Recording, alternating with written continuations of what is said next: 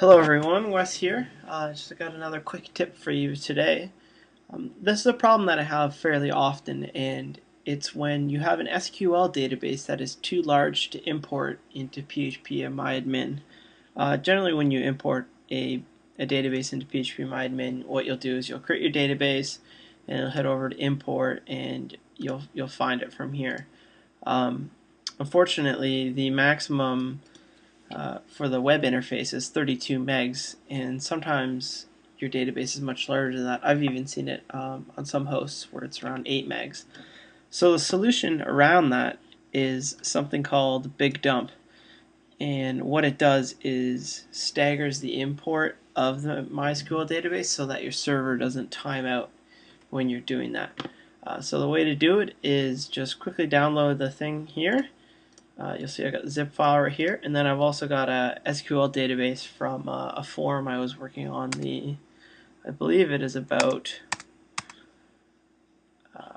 230 megs, so it's obviously way too big for that. So we're going to go ahead and unzip that, get rid of the zip file, and what you want to do is open up the PHP file, and we just have to configure it a little here. The server, which will most likely be localhost, depending on your server configuration. The database name that I've set up is called Big Dump. You can see right now it's just an empty database. Username for me is just root, password root. Yours is going to be a little more secure because you are most likely on a host. And then the file name that we want to do, make sure they're in the same directory. Call it fatty.sql or whatever your database is called. So then we're going to browse to that path, and it'll just give us this interface. It says start import. Let's go ahead.